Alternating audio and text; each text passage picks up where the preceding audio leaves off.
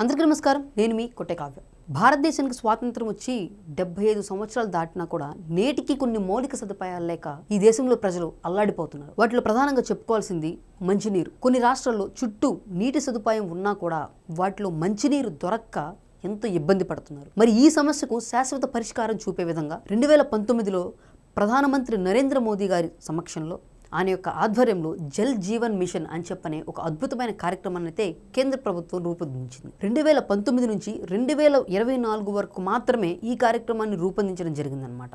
అయితే కొన్ని రాష్ట్రాల్లో, ఫర్ ఎగ్జాంపుల్ మన ఆంధ్రప్రదేశే ఉంది, కేంద్ర ప్రభుత్వం ఇస్తున్నటువంటి నిధులకు రాష్ట్ర ప్రభుత్వాలు కూడా తమ వంతు వాటా వేసుకుని ఈ కార్యక్రమాన్ని ప్రతి పల్లెల్లో కూడా సక్రమంగా నిర్వర్తించాలి. కానీ ఆంధ్రప్రదేశ్ ప్రభుత్వం ఏ విధంగా ఈ కార్యక్రమాన్ని నీరుగార్చిందో అలాగే కొన్ని రాష్ట్ర ప్రభుత్వాలు కూడా గాలికి వదిలేశాయి. మరి ఈ అంశాన్ని దృష్టిలో ఉంచుకుని డిప్యూటీ సీఎం పవన్ కళ్యాణ్ గారు కేంద్ర పెద్దలను సంప్రదించి వాళ్ళతో మాట్లాడి ఈ కార్యక్రమం మన రాష్ట్రానికి ఎంత ఉపయోగకరమో, అదేవిధంగా దేశవ్యాప్తంగా కూడా ఇది ఇంకా ఎంత అవసరమో కూడా తెలియచెప్పి 2024లోనే ఆగిపోవాల్సిన దీనిని 2028 వరకు కూడా పొడిగించాల్సిన అవసరం ఉందని చెప్పని తెలియచేయడము. తాజాగా కేంద్ర మంత్రివర్గం సైతం కూడా దీనిపై ఒక నిర్ణయం తీసుకుని 2028 డిసెంబర్ వరకు అయితే పొడిగించడం అయితే జరిగిందనమాట. జల్ జీవన్ మిషన్ అంటూ ప్రతి సామాన్యుడు గొంతు తెలిపేటటువంటి ఈ అద్భుతమైన కార్యక్రమం మన రాష్ట్రంలో ఏ మేరకు పనులు జరుగుతున్నాయో తెలుసుకుందాం. అయితే ఈ జల్ జీవన్ మిషన్కి సంబంధించి అసలు కేంద్ర ప్రభుత్వం చెప్పింది ఏంటంటే 50% నిధులు కేంద్ర ప్రభుత్వము, మిగిలిన 50% నిధులని రాష్ట్ర ప్రభుత్వం కూడా తమ వంతుగా ముందుకొస్తేనే ఈ సంక్షేమ కార్యక్రమం అనేది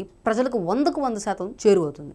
అయితే ఇక్కడ గత ప్రభుత్వంలో దేశం మొత్తం కూడా, అంటే ఉత్తరప్రదేశ్ కావచ్చు, ఒరిస్సా కావచ్చు, కేరళ కావచ్చు, లేకపోతే మన పక్కన ఉన్నటువంటి తెలంగాణ కావచ్చు, ప్రతి ఒక్కరు కూడా తమ రాష్ట్ర జనాభా ఎంత, తమకు ఉన్నటువంటి వనరులు ఇవి, నీటి సౌలభ్యం ఎంత ఉంది, సో ప్రజలందరికీ కూడా ప్రతి ఇంటికి అంటే సురక్షిత మంచినీరు అందించడానికి ఇంత ఖర్చు అవుతుందని చెప్పని ఒక ప్రణాళికనైతే రెడీ చేసుకుని కేంద్ర ప్రభుత్వానికి ఇవ్వడము, దానికి అనుగుణంగా కేంద్ర ప్రభుత్వం నుంచి నిధులను తీసుకొచ్చుకోవడము, మంచిగా ఇంప్లిమెంటేషన్ అయితే చేసుకుంటూ వచ్చాయి. కానీ మన ఆంధ్రప్రదేశ్లో మాత్రం ఇందుకు పూర్తిగా చతికిలబడిపోయేలాగైతే చేసింది గత వైసీపీ ప్రభుత్వం. 2019 నుంచి 2024 గత 5 సంవత్సరాల కాలంలో కేంద్ర ప్రభుత్వం జల్ జీవన్ మిషన్ కింద 14,000 కోట్ల రూపాయల నిధుల్ని మన రాష్ట్రానికి కేటాయిస్తే వైసీపీ ప్రభుత్వం కూడా ఎగ్జాక్ట్లీగా 14,000 కోట్ల రూపాయలను అయితే కేటాయించి 28,000 కోట్ల రూపాయలతో జల్ జీవన్ కార్యక్రమాలను అయితే చేపట్టాలి.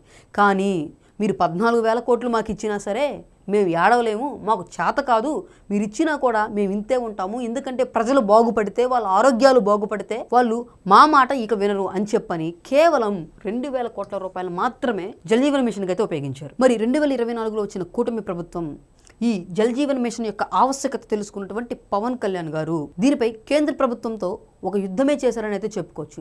ఎన్నిసార్లు ఢిల్లీ వెళ్ళినా సరే ప్రతిసారి కూడా రాష్ట్రానికి సంబంధించినటువంటి అటు ఉపాధి హామీ పథకానికైతే కావచ్చు, ఇటు జల్ జీవన్ మిషన్కి అయితే కావచ్చు, ప్రతిసారి కూడా మా రాష్ట్రానికి లేకపోతే ఈ పథకానికి ఇంత ఉపయోగం ఉంది, దీన్ని మరింత ప్రజలకు లబ్ధి చేకూర్చేలా చేయండి అని చెప్పని ఆయన ప్రతిసారి కూడా ఢిల్లీ వెళ్ళినప్పుడు అక్కడ పెద్దల్ని కలవటము, వాళ్ళకి వివరించడం అయితే జరిగింది. ఈ నేపథ్యంలోనే కూటమి ప్రభుత్వం వచ్చి రాగానే అక్షరాల 7,910 కోట్ల రూపాయల నిధులనైతే మన రాష్ట్రంలో జల్ జీవన్ మిషన్ కింద ప్రతి ఒక్కరు కూడా మంచినీళ్ళు అందించాలనే సంకల్పం, ఇంటింటికి నీటి కుళాయిలను ఏర్పాటు చేయాలని చెప్పని ముందుకొచ్చిందనమాట. అందులో భాగంగా 5 జిల్లాలు అంటే ఉమ్మడి గోదావరి జిల్లాలు 2, గుంటూరు, చిత్తూరు, అదేవిధంగా ప్రకాశం జిల్లా. ఇక్కడ ప్రకాశం జిల్లా విషయానికే వస్తే స్వతంత్రం వచ్చిన తర్వాత కావచ్చు, ఈ రాష్ట్ర చరిత్రలోనైతే కావచ్చు, ప్రకాశం జిల్లాను అతిపెద్ద మంచినీటి ప్రాజెక్ట్ని అయితే పవన్ కళ్యాణ్ గారు ప్రారంభించడం మనం చూసాము.